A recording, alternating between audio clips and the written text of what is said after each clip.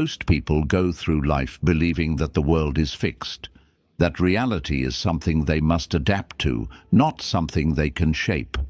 They wake up each morning reacting to circumstances, unaware that the greatest power they possess is not in their hands, but in their thoughts. Because the truth is, your mind is not a mirror of the world. It's the mold that shapes it. And the moment you understand that, truly feel it, not just as an idea, but as a lived reality, you stop waiting. You stop wishing. You begin to command. This isn't about fantasy or magical thinking. It's about learning to direct the force that governs every step you take, every decision you make, every outcome you attract. It's about understanding that thought is not weak. It's not invisible. It's not passive. Thought is active. Thought is creative. And thought, when it becomes belief, when it's sharpened by clarity and repetition, becomes law. The law that governs your results. The law that bends the world quietly, silently, but surely in your favor. If you've ever felt like life keeps pushing you back, if you've ever wondered why your dreams stay distant no matter how hard you try, this episode is for you. Because the answer isn't out there. It's in here, in the way you think, in the words you repeat to yourself, in the identity you silently carry. And once that changes, everything else does too. Most people never stop to ask a simple, terrifying question. What if the thoughts I think every day are quietly building the life I'll be forced to live?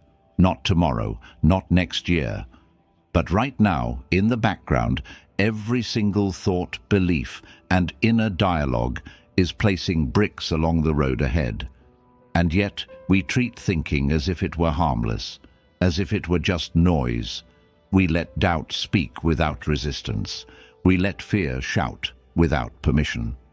And we repeat old ideas, most of them borrowed, outdated, or self-defeating, until our subconscious begins to believe that this is all life will ever be.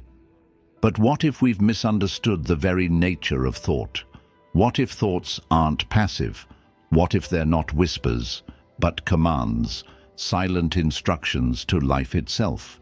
Instructions that shape how we see, how we speak, how we act, and ultimately what we allow ourselves to become. Your thoughts are not isolated. They ripple outward, shaping your energy, your language, your posture, your expectations. And little by little, they begin to shape how others see you, how opportunities respond to you, how challenges either crush you or sharpen you. That's why the first shift, the one that changes everything, doesn't happen in the world. It happens in your mind. Let me be very clear. The world does not respond to your potential. It responds to your belief. You might be brilliant, gifted, capable beyond measure, but none of that matters if you walk through life doubting yourself.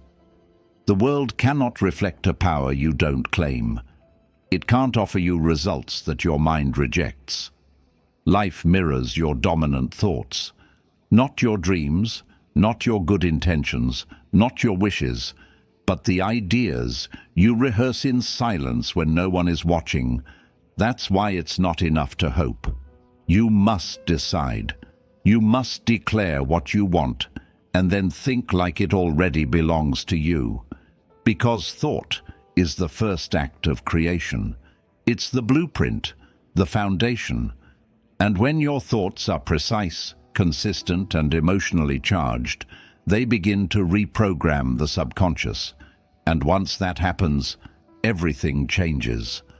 Most people believe change starts with action, but that's only part of the truth.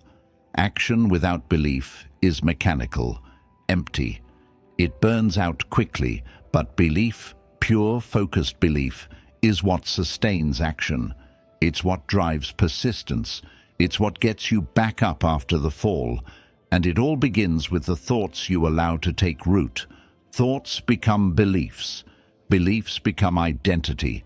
Identity becomes behavior, and behavior becomes destiny. That's the chain. And the beginning of that chain is 100% in your control. This is why mental discipline is not optional. It's survival. If you don't learn to guard your thoughts, life will plant weeds in your mind. The news will plant fear. Social media will plant comparison. Past trauma will plant doubt. And slowly, without realizing it, you'll live a life that doesn't belong to you.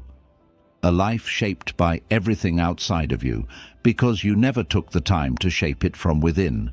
But the moment you decide to take ownership of your thinking, you begin to reclaim your life. You become intentional. You become the architect. You stop reacting to life and begin to influence it. You begin to move with clarity instead of confusion, confidence instead of hesitation, vision instead of survival. So ask yourself now, what are the thoughts I've been repeating lately? Are they strengthening me or weakening me? Are they bold or uncertain? Are they clear or chaotic? Because no matter how small they seem, your thoughts are steering the entire ship. And it's time to take the wheel. Your mind is not your enemy. It's your greatest ally, if you know how to command it. The thoughts you speak, even silently, are the beginning of every success and every failure. So start thinking in a way that builds. Start thinking in a way that leads. Start thinking in a way that makes life look at you and say, he knows where he's going. Let's move the world for him. We often hear people say, I want to succeed, or I hope it happens for me someday. But what they don't realize is that wanting is not enough. Hoping is not enough. Even talent, drive, and hard work, though necessary, are not enough on their own. Beneath all achievement, before effort ever begins, there is something deeper, something more subtle, but infinitely more powerful. It is belief, not a passing thought, not a vague wish, but a deep-rooted conviction, so firm, so alive, so emotionally fused into the mind, that it begins to change your relationship with the world around you. Belief is not something you hold, it's something that holds you. And belief doesn't begin in the conscious mind, it begins in repetition. It begins in what you choose to tell yourself every day, especially when the evidence around you doesn't yet agree. Your subconscious is not a judge. It doesn't filter or analyze or question. It simply receives. It listens. It accepts whatever is repeated with feeling. And once something is accepted at the subconscious level, it starts pulling your behavior, your perception, your focus into alignment with that belief. That's how we build confidence. That's how we rewire fear. That's how we rise when others hesitate. It always begins in thought, repeated, emotional thought. The reason most people fail is not because they are unworthy or incapable. It's because they try to act without first believing. They take steps while still carrying doubt. And doubt poisons every effort. It distorts clarity. It whispers hesitation. And even if you do succeed momentarily, that doubt, like a silent saboteur, undermines the result from within. That's why people start businesses, but self-sabotage the moment they feel too successful. That's why they find love, but push it away when it feels too real. Deep down, they didn't believe they were worthy of what they achieved. And the mind will always find a way to return to the level of belief you hold about yourself. That's the ceiling. And it's invisible, but absolute. True belief, however, is different. It is not blind. It's not reckless. It's rooted in decision, in clarity, in the willingness to stand by an inner truth, even when the outer world disagrees. Napoleon Hill once wrote that belief backed by desire is a force so powerful it can literally transform physical reality. Edison believed the light bulb was possible before it was. The Wright brothers believed flight was possible before a single man had left the ground. It wasn't logic that led them, it was belief. Logic catches up later, but belief moves first. So the question is, what do you believe about your future?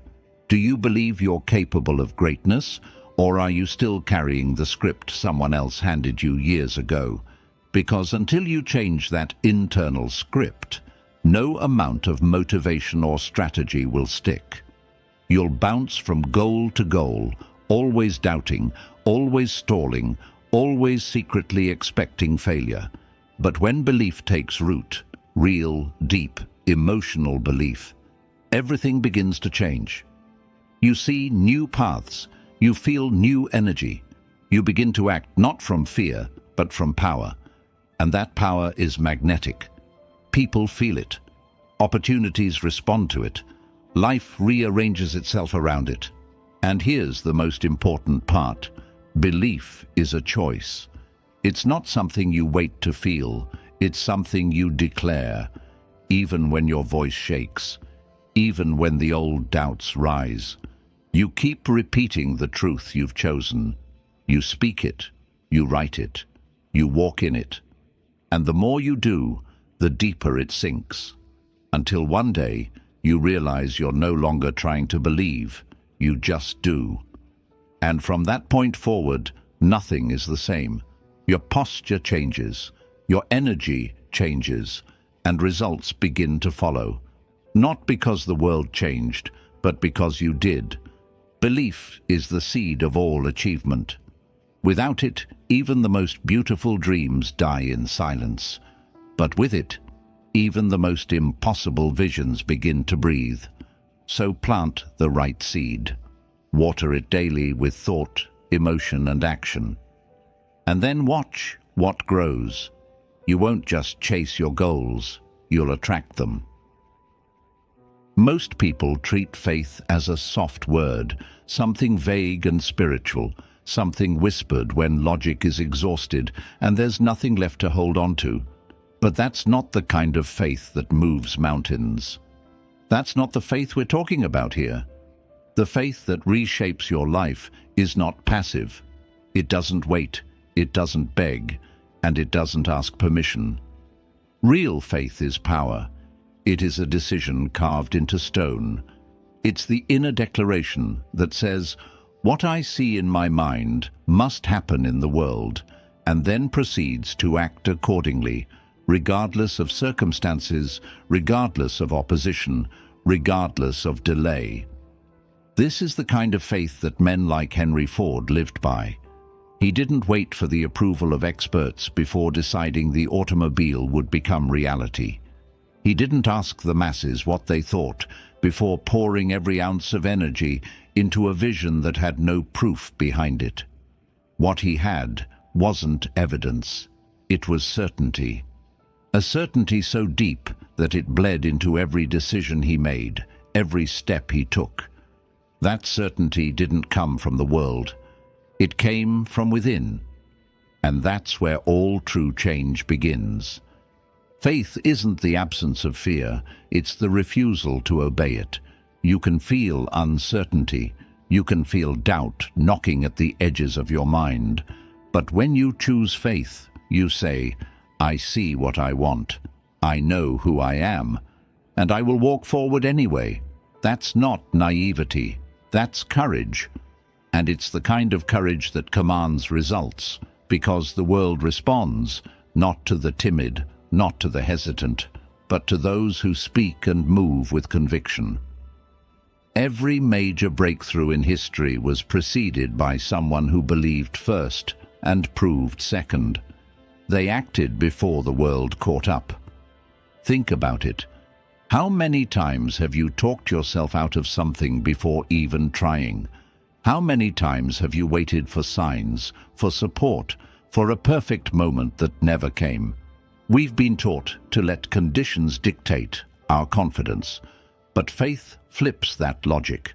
Faith says, I create the conditions, I lead the energy, I move first, and life follows. That shift changes everything, because now you're no longer asking life for permission. You're setting the terms. But here's the catch. Faith isn't built in a day. It's forged daily, deliberately, in your thoughts, your language, your posture, and your habits. Every time you choose to speak your vision instead of your doubt, you strengthen that faith. Every time you act, not out of fear, but from belief, you wire your mind to expect success. And expectation is everything. The mind is always scanning your behavior, your tone, your focus, asking, is he serious about this? And once it senses that you are, it begins to direct resources, mental, emotional, and even physical, toward fulfilling that command. But faith without discipline is just noise. That's why the people who get what they want aren't just dreamers. They're disciplined dreamers. They wake up each day and rehearse their vision like it's law. They don't adjust their belief based on the weather or their mood. They don't shrink when results don't show up immediately. Because they understand the law of gestation, every vision takes time to mature. You don't plant a seed and demand fruit the next morning. You water it, you protect it, you trust it, and you never ever speak against it. The truth is, most people don't fail because they lack the ability. They fail because they lack faith. They stop believing halfway through the journey. They allow circumstances to dictate their narrative. But the ones who win, those rare few, are the ones who decide that the image in their mind is more real than the opinions of the crowd. They make that image their reality, not just through action, but through unshakable belief. And that belief becomes a force the world cannot ignore. So if you want to rise, if you want to finally step into a life that reflects your potential, stop asking if it's possible. Decide that it is. Begin to speak, walk, and think like someone who already holds the outcome in their hands. Because faith isn't soft. It isn't gentle.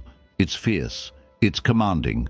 And when you live with that kind of faith, unapologetic, deliberate, relentless, circumstances don't decide your future anymore. You do. There is a principle so simple, so deceptively obvious, that most people overlook it entirely. It's this: life responds to the signals you send, not the words you speak, not the goals you write down in a notebook, but the energy you embody every day. And perhaps the most powerful way to shift that energy is to live as if the result you want is already yours. Not as a game of fantasy, not as some shallow trick to fool the mind, but as a disciplined state of being. To act as if is to train life how to treat you. It is to instruct your mind, your body, and your environment to align with a new identity, even before the results arrive. The world does not reward potential. It rewards expression, the way you carry yourself, the way you move through space, the tone in your voice when you speak about your future.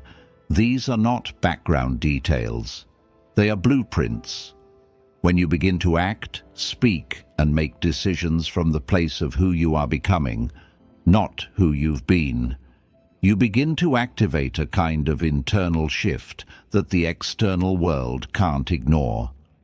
People respond differently. Opportunities behave differently. And more importantly, you begin to think differently. You begin to expect differently. You start making decisions not out of doubt, but from clarity. Not to survive, but to grow. But here's the catch. This way of living takes courage, because you'll be tempted to shrink back, to wait for results before you give yourself permission to believe. But that's not how real transformation works. Results don't come before belief. They follow it. When you act as if you already are the person you're becoming, you collapse the distance between where you are and where you want to be. You begin to remove the mental lag, the hesitation, the fear, and in doing so, you begin to draw the future toward you, faster than logic says you should. Think about the version of yourself who already lives the life you want. How does he speak? How does he dress? How does he respond to challenges, to setbacks, to victories? Does he doubt himself constantly? Does he seek permission?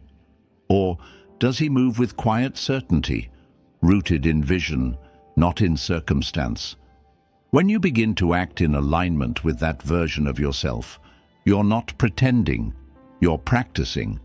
And practice builds identity. Identity builds consistency, and consistency builds results.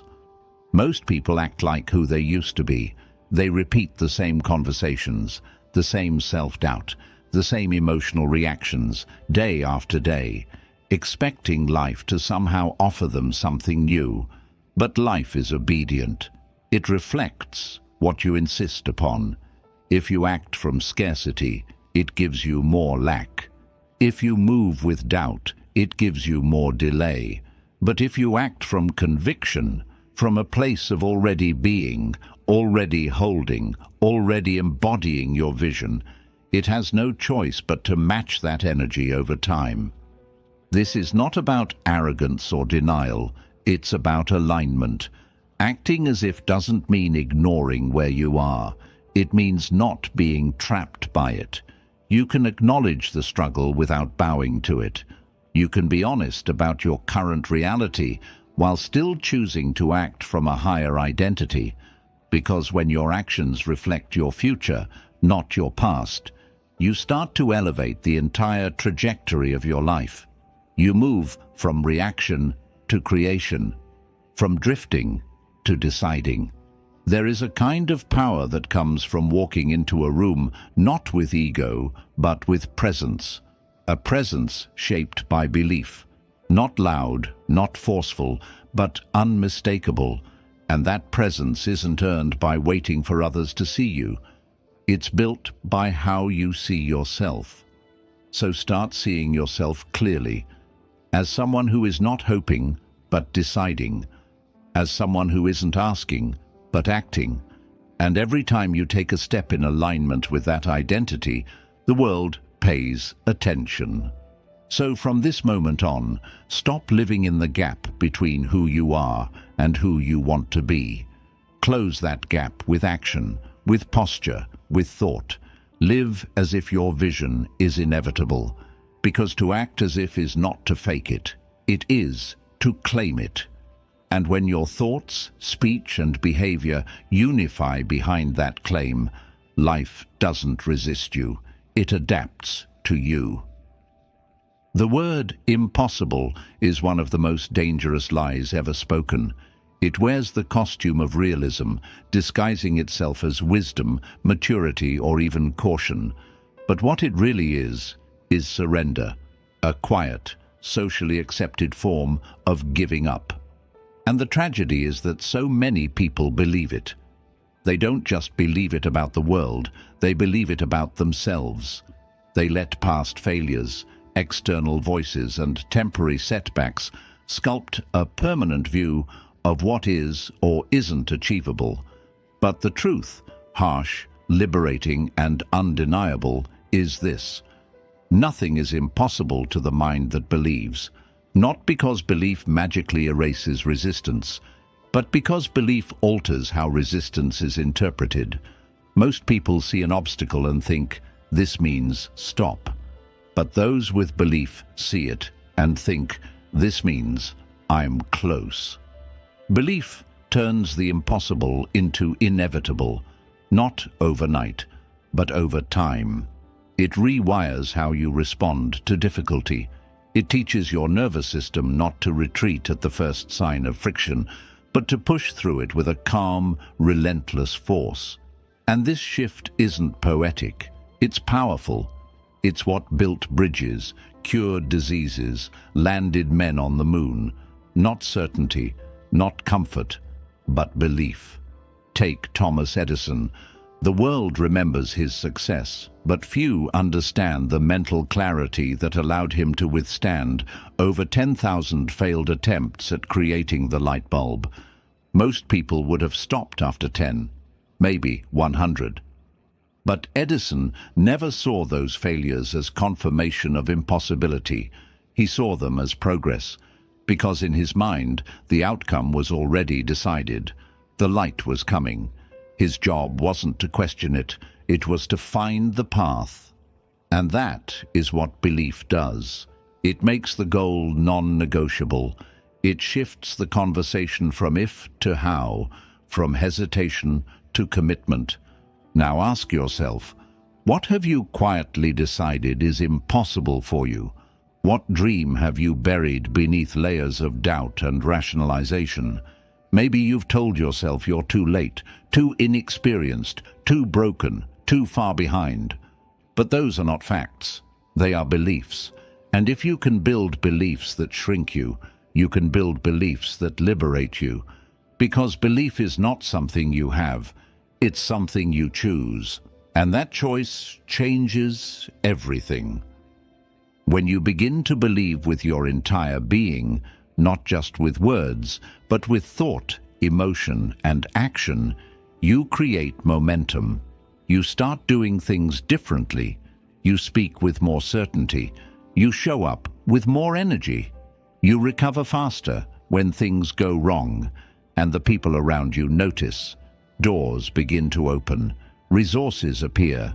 Connections are made. Not because the universe suddenly favors you, but because belief positioned you to act in ways that pull those results closer. But this kind of belief doesn't come from hype. It comes from proof. And that proof starts small. It begins the first time you keep a promise to yourself. The first time you do something uncomfortable and don't run away. The first time you silence the voice that says, "You're not enough," and replace it with, "Watch me." Every moment like this adds weight to your belief, and eventually it becomes so heavy, so grounded, that doubt can no longer move it. It becomes who you are, not a wish, not a performance, but a quiet certainty. So if the world around you is telling you to be realistic, to aim lower, to settle for less, listen carefully, not to them, to yourself, and ask, what do I really believe is possible for me? If the answer feels small, hesitant, or filled with limits, it's time to rebuild. Not just your habits, but your vision. Not just your routine, but your identity. Because nothing is more powerful than a person who truly believes they can, and then acts accordingly. The impossible only exists until someone proves otherwise. Let that someone be you. Don't wait for permission. Don't wait for perfect timing. Start with belief. Feed it daily with thought, action, and repetition. Refuse to speak against it. And one day you'll look back and realize that the very thing you once feared was impossible is now just part of your story. There's a part of your mind that never sleeps, never argues, and never forgets. It listens to everything you say, everything you repeat, everything you accept, whether it's true or false, useful or destructive. And it doesn't judge. It doesn't question. It simply obeys. That part is your subconscious. And it is the hidden engine behind every decision you make, every emotion you feel, and every result you create. Most people go their whole lives feeding it garbage, without ever realizing that it's the subconscious, not the conscious mind, that truly runs the show. You can spend years learning strategies, setting goals, reading books, but if your subconscious mind is full of fear, doubt, and limitation, none of it will stick. You will sabotage your own efforts and then wonder why nothing seems to work. Because the subconscious doesn't follow logic. It follows repetition. It follows emotion. It follows the dominant messages you send it, over and over again, whether you mean to or not. Every time you say, "I'm not good enough," your subconscious takes note. Every time you think, "I'll never make it," it absorbs that belief like water soaking into soil, and eventually those seeds start to grow. Not because you want them to, but because you've rehearsed them enough that your subconscious begins to believe them as facts. And once that belief is in place, your mind and body will unconsciously adjust everything, your energy, your habits, your expectations, to match it. That's how powerful the subconscious is. It doesn't just listen, it steers.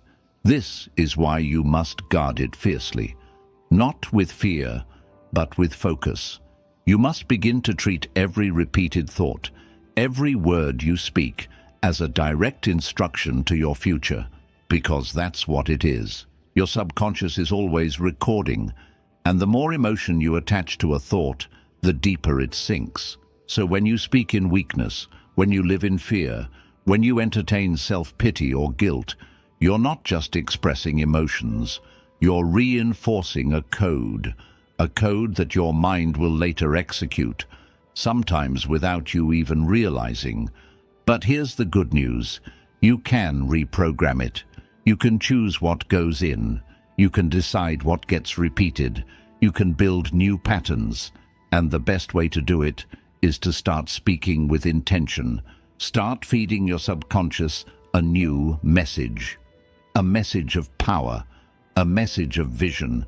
A message of identity that reflects who you choose to become, not who the world told you to be. This is why affirmations, when done right, are so effective. They're not about tricking yourself. They're about feeding your subconscious a new diet, nutrients instead of poison. But you can't do it once and expect change. It must be daily, consistent, emotional. You must write the vision and speak it aloud until your subconscious starts to believe it, until your actions naturally begin to align with it, until doubt fades, not because you fought it, but because it no longer has space to live.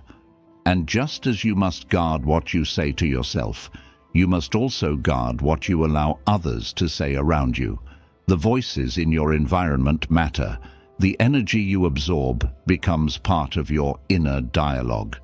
Surround yourself with people who speak life, not limitation, who challenge you to grow, not settle, who remind you of your power, not your excuses, because every voice you allow in your space is feeding your subconscious. So, choose wisely. Protect your mornings. That first hour of the day, what you think, what you hear, what you feel, sets the tone for your subconscious programming. Don't wake up and immediately drown yourself in fear, noise, or comparison. Speak something powerful. Move with intention. Remind your mind who's in control, and repeat that process until it becomes automatic. Rewiring the subconscious doesn't happen in a single breakthrough. It happens in the quiet, disciplined repetition of new thoughts, in the slow burning away of old beliefs, in the steady, conscious replacement of fear with purpose. You'll know it's working when your reflexes change, when your first thought is courage, not doubt, when you act with clarity, not confusion, when your mind begins to serve you instead of control you. Guard your subconscious like your life depends on it, because it does. What you allow to enter becomes what eventually flows out. Feed it wisely, speak to it daily, and one day you'll look around and realize the outer world has quietly shifted to match the new inner one you chose to build. Most people wake up and drift. They react to whatever the world throws at them, emails, news, moods, distractions, without ever asking the most important question: what am I creating with my mind today? They don't realize that every day is a rehearsal for the life they'll eventually live. that every thought, every word, every feeling is a vote for who they're becoming. And without a daily mental ritual, the mind doesn't just lose focus. It becomes a magnet for whatever is loudest, most urgent, or most familiar, even if that familiarity is rooted in self-doubt, fear, or failure. But the most successful, centered, and mentally sharp individuals do something different. They don't wait for clarity, they create it. They start every day with a mental ritual that reinforces their vision, their identity, and their mission. They don't rely on motivation, they rely on decision, and that decision is carved into the mind through repetition, through focus, through ritual, not as superstition, but as structure, a structure that shapes the way the mind thinks, and eventually the way life responds. The ritual is simple, but its power lies in consistency. You begin by writing your definite chief aim, one sentence, one vision, one purpose that crystallizes the future you are committed to building. Not something vague or convenient, but something sharp, precise, unapologetically specific, because the subconscious cannot follow fog. It needs clarity, direction, certainty. And once you've written that aim, you read it aloud every morning and every night. Not as a chant, not as a checklist, but as a command. Why aloud? Because the spoken word vibrates, it carries energy. When you speak your vision, your subconscious listens, and over time, if your voice is consistent, if it carries emotion, belief, and repetition, it begins to accept what you're saying as truth. It begins to reorder your thoughts, filter your attention, and draw into your awareness the people, decisions, and opportunities that align with what you've declared. But words alone are not enough. You must see it. You must close your eyes and visualize your aim as already done. Feel what that success feels like. See the details. Imagine the posture, the expression on your face, the room around you, the people you're impacting. The more vivid, the more emotional, the more immersive the vision, the deeper it sinks into your subconscious. Visualization isn't fantasy, it's preparation, mental rehearsal. The mind doesn't know the difference between what is vividly imagined and what is physically real. And that's why elite performers, athletes, creators, they all use it, because they know you become what you rehearse. Then comes the most overlooked part of the ritual, emotional involvement. You can't just recite your vision flatly like a school assignment. You must feel it. You must speak it as if your life depends on it. Because it does. The subconscious responds to emotion. That's why pain creates trauma so easily. It's charged with emotion. But you can use that same mechanism to program your future. Infuse your thoughts with hope, conviction, gratitude, hunger. Make it personal. Because when your mind is emotionally invested, it works overtime to make your vision real. And as you repeat this ritual day after day, something begins to shift. Slowly at first, then suddenly. You begin to notice changes, not just outside, but within. Your language becomes sharper, your focus becomes tighter, your decisions align more naturally with your goal. Doubt still visits, but it no longer stays. You stop needing validation because you've already validated your future internally, and with enough time, that future begins to manifest, quietly, gradually, then all at once. But only if you're consistent. This is where most people fail. They try the ritual for a few days, don't see immediate change, and quit. But this is not a magic trick. It's mental reconditioning. And like physical training, results come from repetition, not intensity.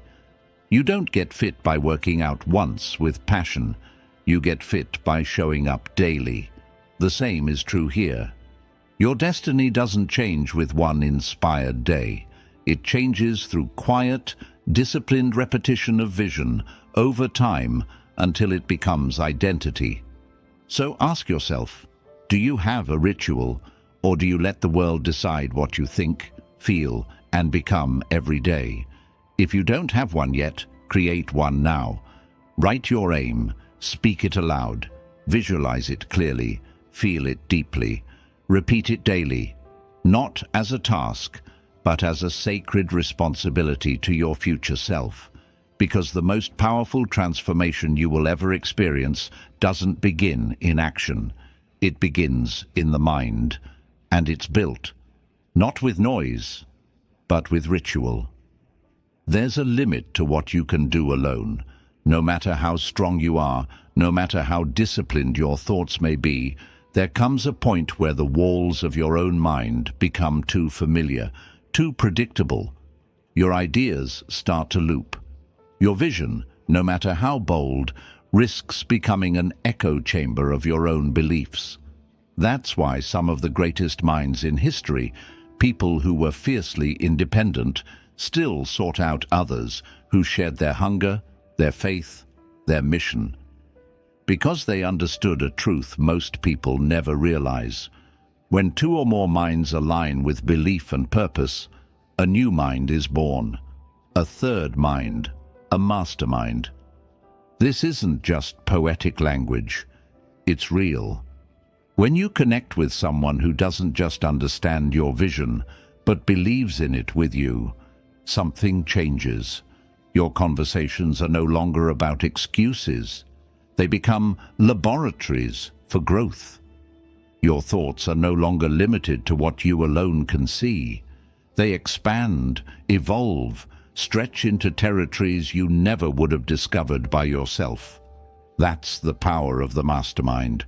It multiplies intelligence, it amplifies conviction, it accelerates action. But not just any group will do. A mastermind is not a gathering of people who gossip, complain, or stay stuck in their own stories. It's not about numbers, it's about alignment. One focused, committed ally is worth more than a dozen casual dreamers.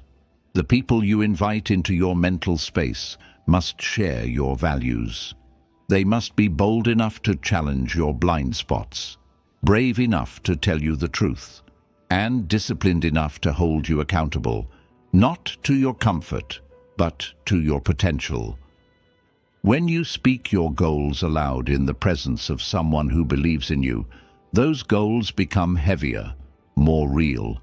The very act of voicing them, of giving them structure and breath, activates the subconscious in a different way.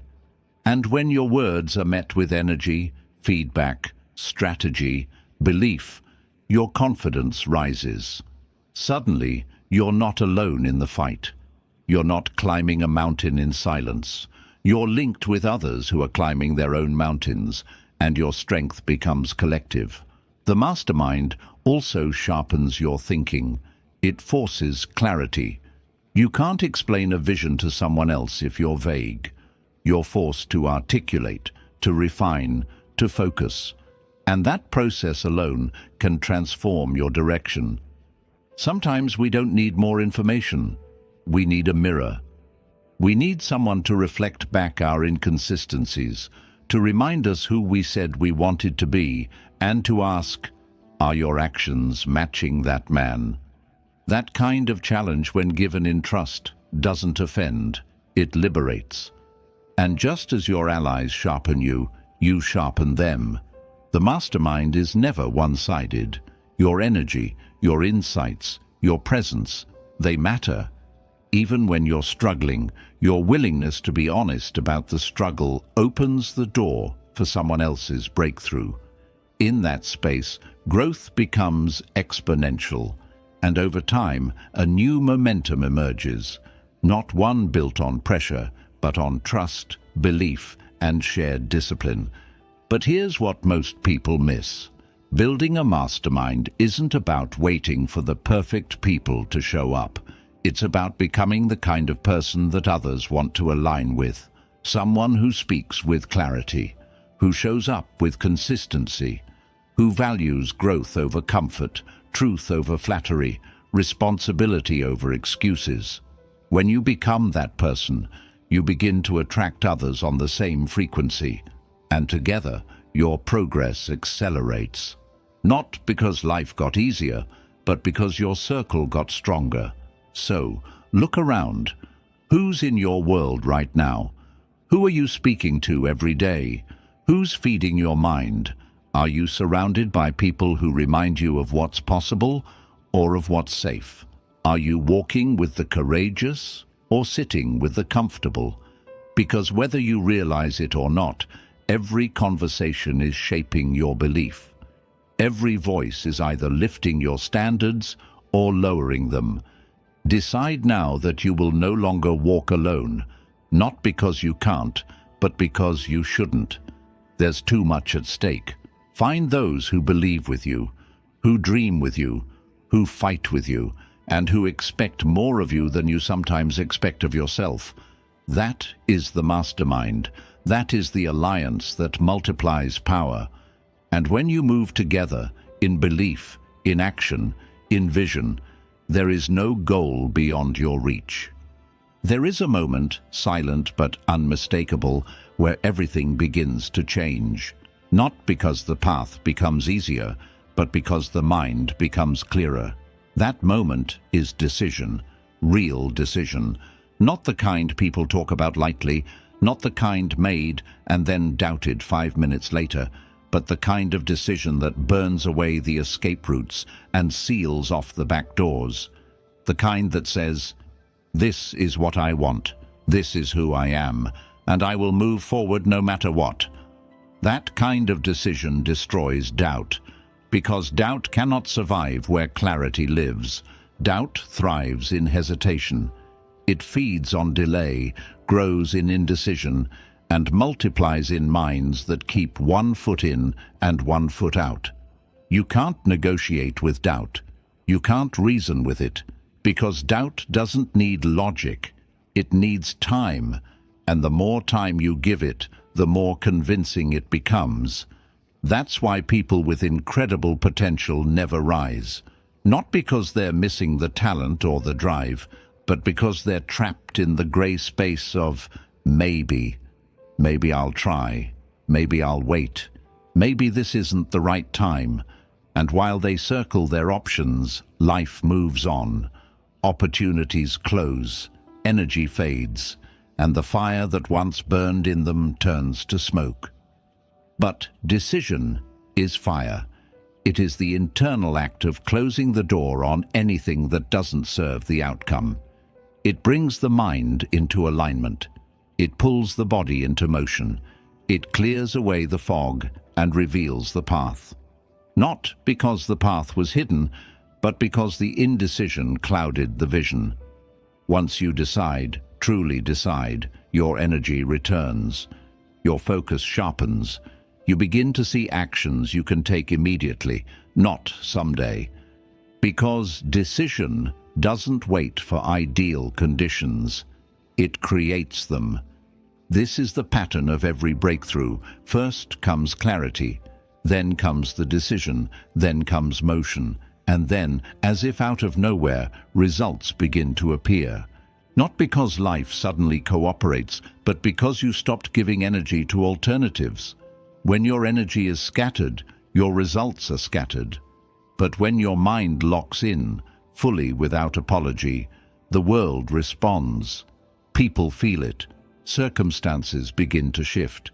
And what once felt impossible begins to move toward you. Not by chance, but by force of focus. Think of the people you admire, not for their charm or status, but for their presence. They carry a kind of certainty. You feel it before they even speak. It's not arrogance, it's alignment. They've made a decision about who they are, what they want, and what they're no longer available for. That decision speaks louder than any words. And that's what makes them powerful.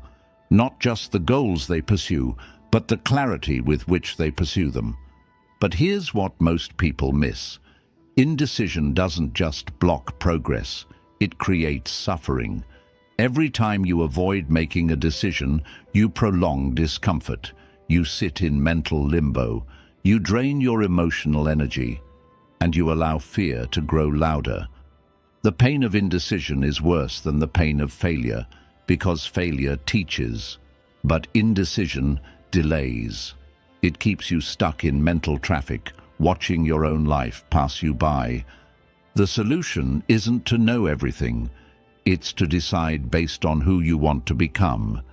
Because no decision is perfect. Every choice carries risk, but the greater risk is doing nothing, waiting for certainty, waiting for signs, waiting for permission. And while you wait, your confidence dies a slow death. But when you act, when you move, you get feedback. You gain experience, you build momentum, and that momentum becomes belief. So if you're standing in front of something right now, an idea, a dream, a direction, and you're waiting for the right moment, let this be it. Decide. Not because you're guaranteed success, but because you're done letting doubt dictate the pace of your life. Burn the bridge behind you, close the option to retreat, and let the fire of decision light the path ahead. Your life will always reflect the strength of your decisions, not your intentions, not your hopes, but your choices. So make them boldly, stand behind them fully, and watch what happens when doubt no longer gets a seat at the table. Fear wears many masks. It doesn't always arrive screaming. Sometimes it shows up quietly, disguised as hesitation, disguised as logic, disguised as the cautious voice that says, maybe later, or play it safe. And that's what makes fear so dangerous. It doesn't need to destroy you all at once. It just needs to delay you long enough that you forget who you are. It chips away at your edge, softens your clarity, and before long, you're not living, you're coping. You're not growing, you're maintaining. And that's when life becomes a loop instead of a climb. The Stoics understood this well. They taught that most of what we fear is not the event itself, but our distorted anticipation of it. We don't fear failure. We fear what it will make us believe about ourselves. We don't fear rejection. We fear what it echoes from our past. We don't fear loss. We fear the story we think it will leave behind. Fear is rarely about the thing. It's about the meaning we've attached to the thing. And if you don't challenge that meaning, fear will lead your life while pretending it's protecting it. At the root of nearly every unfulfilled dream is fear. Not a lack of skill, not a lack of time, not a lack of opportunity, but fear. The kind that lives in silence, that whispers things like, "You're not ready," or "What if they don't approve?" or "What if you fail and everyone sees?" These fears are so common that we assume they're normal, but just because something is common doesn't mean it's natural. Fear may be universal, but courage is what makes us alive. There are 6 dominant fears that have paralyzed millions of minds for generations. Fear of poverty, fear of criticism, fear of ill health, fear of the loss of love, fear of old age, and fear of death. These 6 ghosts haunt people in subtle ways. They limit their decisions. They distort their self-image. They freeze their voice. But here's the truth most people never hear. These fears are not real. They're constructs, mental shadows, and like shadows, they disappear in the presence of action. That's the antidote. Movement. You cannot think your way out of fear. You must act your way through it. Because action exposes fear for what it is. A mental rehearsal of failure that hasn't happened yet. When you take the step anyway, when you speak the truth, make the call, take the risk, something breaks open, and the fear that once felt enormous begins to dissolve, not because it was conquered, but because it was never real to begin with. It was made of thought, and thought loses power when you stop feeding it. But action must be paired with awareness. You must learn to see fear early, to recognize it before it takes root. Pay attention to the excuses you make. Pay attention to the goals you delay. Pay attention to where your energy drops when you think of certain paths. That's not fatigue, it's fear in disguise, and when you can name it, you can dismantle it, not by overpowering it, but by seeing through it. Fear thrives in avoidance, but once you face it, once you stare it down with calm awareness, it shrinks, it loses its hold. That's why the most courageous people aren't fearless. They just don't negotiate with fear anymore. They see it. They thank it for trying to protect them, and then they walk right past it. Because they know fear is the enemy of progress, the enemy of voice, the enemy of life fully lived.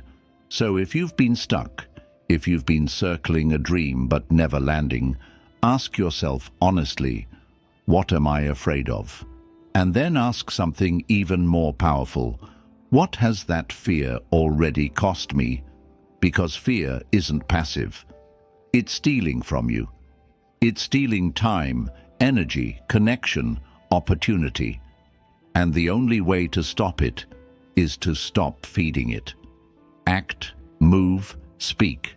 Not because you're ready, but because you're no longer willing to let fear write your future.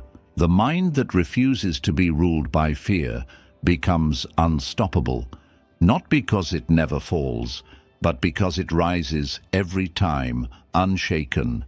Choose that mind, because fear may shout loudly, but it cannot withstand the voice of someone who has decided to live fully, loudly, and without apology. Look around at your life. Not just the big things, the job, the relationships, the habits, but the little ones too. How you speak, how you carry yourself, what you tolerate, what you expect. All of it is a reflection of something deeper, something that rarely gets questioned, your identity. Not the name you were given, not the roles you've played, but the silent belief you hold about who you are. That belief, more than strategy, more than environment, more than even effort, is what shapes your reality. Because you will never rise above the story you believe about yourself. This is why two people can be given the same opportunity, the same time, the same tools, and one thrives while the other stalls. The difference is never just skill, it's the internal blueprint. If you secretly believe you're not good enough, not worthy, not the kind of person who wins, then no matter how hard you work, your subconscious will pull you back. Not because it hates you, but because it is loyal to the identity you've reinforced. And that identity governs everything: your focus, your confidence, your decisions, your momentum. The mind is not designed to make you successful. It's designed to keep you consistent with who you think you are. That's why change is so hard. Not because it's impossible, but because it requires you to break an invisible contract. A contract you didn't even realize you signed. The one that says, this is who I am, and this is what someone like me is allowed to do. That contract isn't written in ink. It's written in repetition. And the only way to rewrite it is to become someone new at the level of belief, before the world sees it, before the evidence shows up, before you're even ready. This is where most people get stuck. They try to create a new life with an old identity. They set goals that conflict with the story they keep telling themselves. They try to act powerful while secretly believing they're powerless. They try to build wealth while identifying as someone who's always broke. And the subconscious picks up on the contradiction. It resists, it sabotages, it delays. because it hasn't been given a new instruction. That's why you must begin every transformation not with action, but with identity. You must ask yourself, not what do I want to do, but who do I need to become? What kind of man achieves this result effortlessly? How does he speak? How does he think? How does he move through the world? Then you begin to act like that version of yourself, not once, not occasionally, but until it becomes your new default. Until the behaviors are no longer forced but natural. Until the old identity has no room to breathe. This isn't pretending, it's alignment. Pretending is when you fake confidence with no intention of growing into it. Identity work is when you align your actions with the man you're committed to becoming, even before you feel fully ready. And the paradox is this: you'll never feel ready until you start. Because readiness isn't a feeling, it's a decision. And the more often you choose to act from the new identity, the faster it becomes your truth. Language plays a powerful role here. Stop saying, "I'm trying to be consistent." Start saying, "I am a disciplined man." Stop saying, "I hope this works." Start saying, "This is who I am now." Speak your identity. Reinforce it. Defend it. Not just when things go well, but especially when you fall. Because the moment you fail, the old identity will try to creep back in. It will whisper, "See, you never changed." That's the test.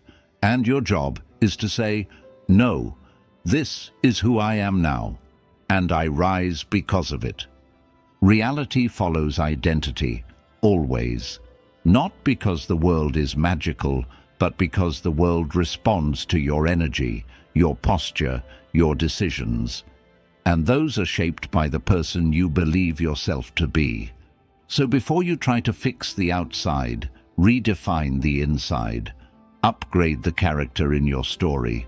Walk like him, think like him, speak like him, because eventually, quietly, consistently, undeniably, the world will begin to respond, not to who you were, but to who you've become. There's a point in every journey where belief must become embodiment, where vision is no longer something you hold in your mind, but something you wear, in your voice, in your walk, in your silence, in the way you show up in ordinary moments when no one's watching. Because the truth is, the world is not changed by what you think privately, it's changed by what you live publicly. And if you want life to treat you like someone serious, someone powerful, someone destined for something more, then you must start speaking and walking like that person long before the world catches on. This is not about pretending to be someone you're not. It's about refusing to keep showing up as someone you no longer wish to be.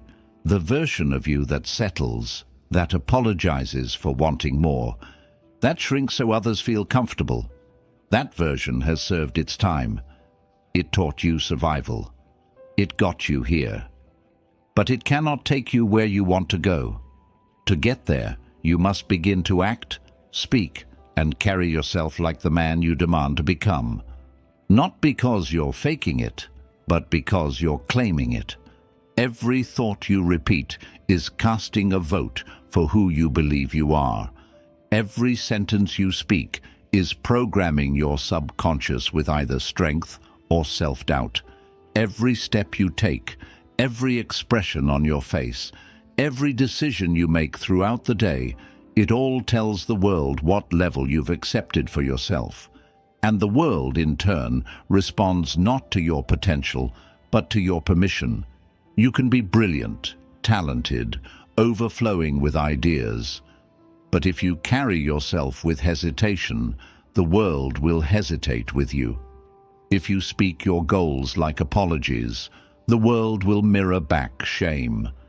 But when you speak with clarity, when you move with intention, when you live as if your life already reflects your highest standard, something begins to shift.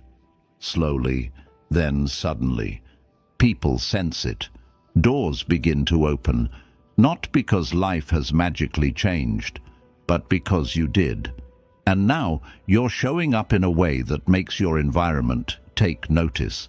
You've stopped negotiating your worth. You've stopped explaining your value. You've stopped lowering your energy just to be accepted. And you've started doing the thing most people are too afraid to do. You've started living like your future self. Now, before the results, before the approval, before the validation. This shift is not always comfortable. You will feel resistance from others, from your old patterns, even from your own mind. You'll be tempted to go back to speaking small, thinking small, living small, not because you like it, but because it's familiar. But if you stay there, you'll betray everything you say you want. So instead, you rise, you speak differently, you walk differently, you move as if every word you speak is a declaration, not a maybe. You walk into every room like you belong, because you do. You carry yourself not with arrogance, but with presence. The kind of presence that says, I know who I am, and I will no longer live beneath that truth. And it doesn't end there.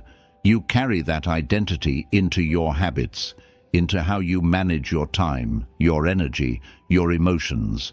You carry it into your routines, your goals, your relationships. You no longer tolerate what weakens you. You no longer explain what makes you strong. You begin to protect your vision, not just with boundaries, but with embodiment. Because now you understand, change doesn't begin when your life gets better. It begins when your behavior matches your identity. So from this moment forward, wear the crown, even if no one sees it yet. Especially then. Hold your head like someone who leads. Speak like someone who's already arrived. Walk like someone who knows exactly where he's going. Because when your inner world and outer behavior align, when you stop waiting and start living as the man you are becoming, life bends. It listens. It rearranges itself to match the force of your belief. And slowly, silently, inevitably, it follows your lead. You don't need permission to become who you were always meant to be, just the courage to start walking like him. Everything we've spoken about in this episode leads back to one unshakable truth. You are the architect of your inner world, and that world becomes the blueprint for everything outside of you. Not in theory, not in poetry, but in reality. Your thoughts are not passive. They are creative instruments. Your beliefs are not background noise. They are commands. Your identity is not fixed. It is a decision, one you must remake every day, not just with intention, but with action. You've seen now that life does not bend to hope. It bends to conviction. It bends to clarity. It bends to the person who dares to move with certainty, even before the world gives them permission. That's who you are now. Not someone chasing change, but someone creating it. Not someone waiting to be chosen, but someone choosing themselves. So don't let this episode be a temporary spark. Let it be the ignition of a new direction. Wake up tomorrow and do what most never do. Decide who you are, repeat it until it's etched in your bones, and walk into the world as if it's already yours. Because if you think like that, speak like that, act like that, the world won't just notice, the world will move. And one day, you'll look back, not surprised by how far you've come, but proud that you had the courage to begin. Now go, think with power, move with belief, live with purpose, and let life follow your lead.